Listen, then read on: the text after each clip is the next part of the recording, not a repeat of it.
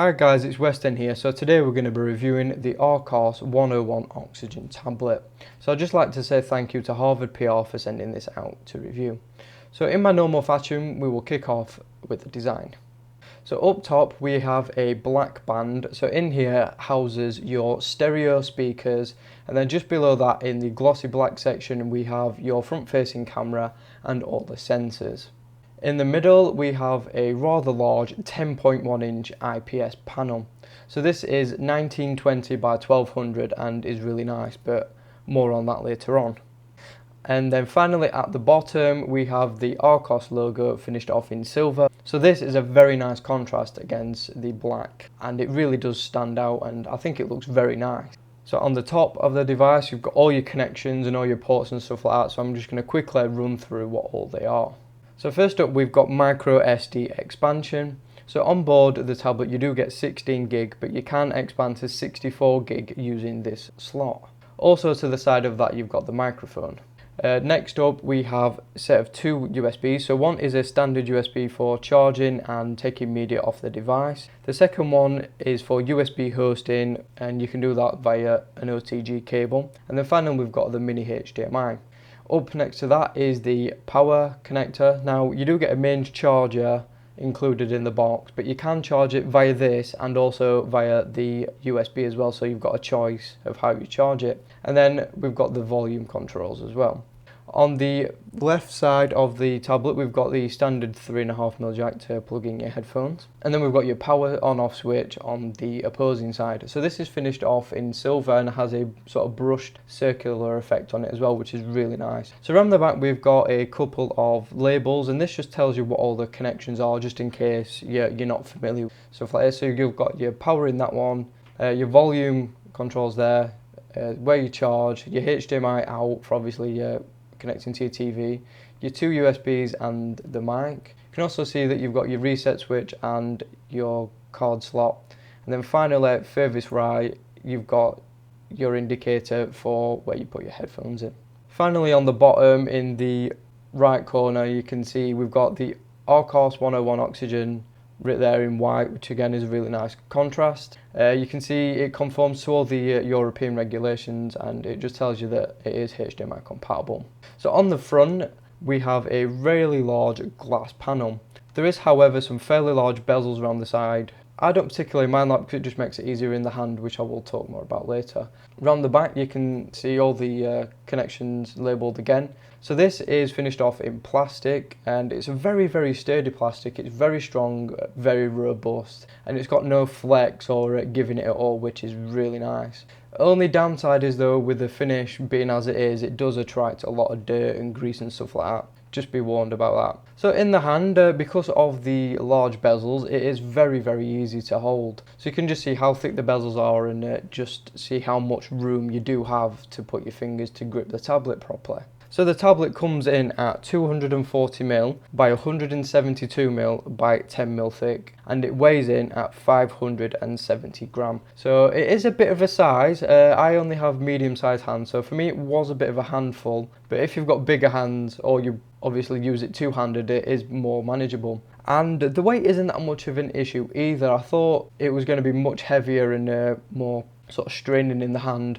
I didn't really experience that at all, and like I said, it's not the easiest of devices to use one-handed, but it's actually not that bad. So up next we have the screen. So at a resolution of 1920 by 1200 and a size of 10.1 inches, you get a PPI of 224. So this is an IPS panel, so viewing angles and stuff are pretty decent as well. But looking closer at the text, you can just see the pixels per inch count is not the highest, but looking at the text close up, you can't see any blockiness or pixelation.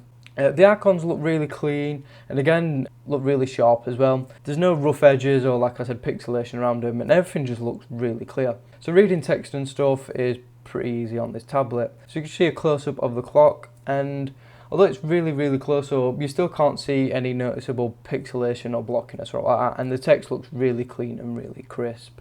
So now we're going to get to a sample. So this is one of the videos on my channel, and here is a sample. So here you're going to just see the quality and get a chance to listen to the speakers quickly as well. So kicking off, we'll talk about design. So the earphones are very nice, very clean and very modern looking. So the first thing that you'll really notice is the back plate on the earphones. So these are a faux metal and they are a brushed silver finish. So now we get on to the performance, and this tablet is rocking a quad-core Rockchip RK3288 ARM Cortex A17 processor, clocked at 1.8 GHz. It's got a Mali T764 quad-core GPU and 2GB RAM. So you can see from the scores on screen that it scores around about the same as a Nexus 5 in Geekbench, which, if you've had experience with the Nexus 5, you'll know is a very, very fast phone. So that'll just give you an idea of how it performs. So you can just see, like I said, it is around about the same score as a Nexus 5 and an S4. So looking at on 2.2, we've got a score of over 33,000, closer to 34, which is not that bad actually, considering that this tablet isn't the most expensive. So again, it's bordering around the LG G3, Nexus 5 and HTC One. So now we get onto some gameplay, and here is Angry Birds 2. So you can see the footage plays really quite well. It isn't the most graphically intense game, but it does play very smoothly and without any issues. No lag, no frame drops, and it just plays really smooth. I did notice a few problems with Fruit Ninja. It did play most of the time okay without any problems, but when there's a lot of stuff going on screen, I did notice a little bit of issue there with a couple of frame drops and a little bit of lagging as well. Not really too sure why, because it seems to have a pretty decent specification set.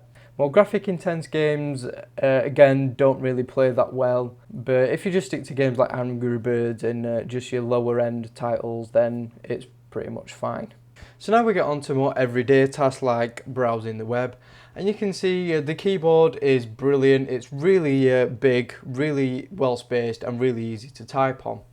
Using the screen, again, is very easy with it being so large and having so much real estate. So you can see navigating the Archos website is very easy and pretty smooth as well. So if you look closer, they're rendered really nice. Text looks brilliant. You can just see zooming in here. It's really clear and really crisp looking at it. So if your eyesight's not too brilliant, you can always zoom in and get a better look without losing any of the quality. So that is really impressive there.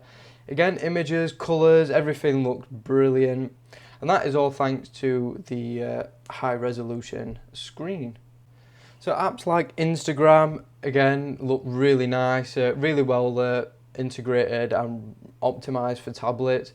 And you can just see it's really smooth and everything just looks nice. All the pictures are much bigger than they are on the phone, so you can see them much more clearly. They're not as crisp as when you see them on the phone, obviously, because they are blown up, but they still look very nice as well.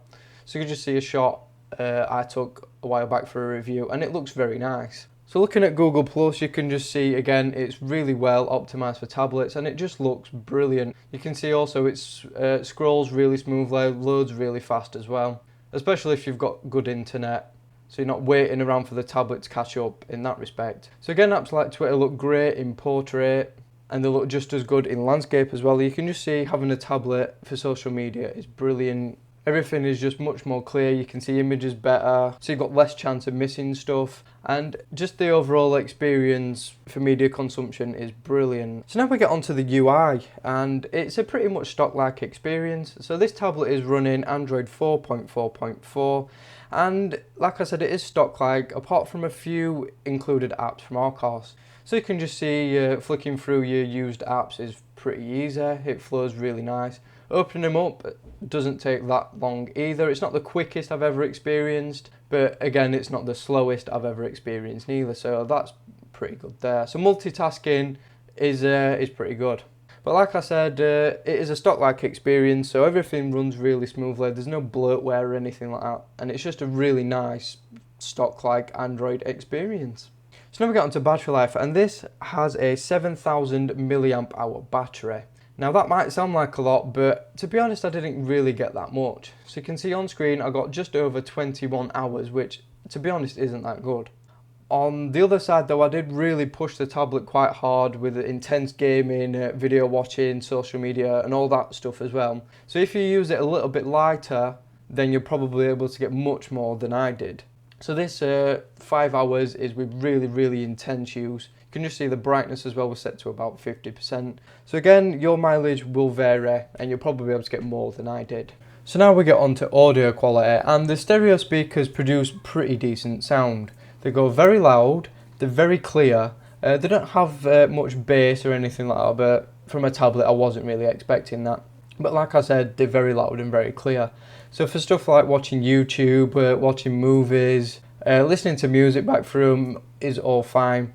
So what I'm going to do now is let you listen to a quick audio sample of some music just to give you an idea of what they actually sound like.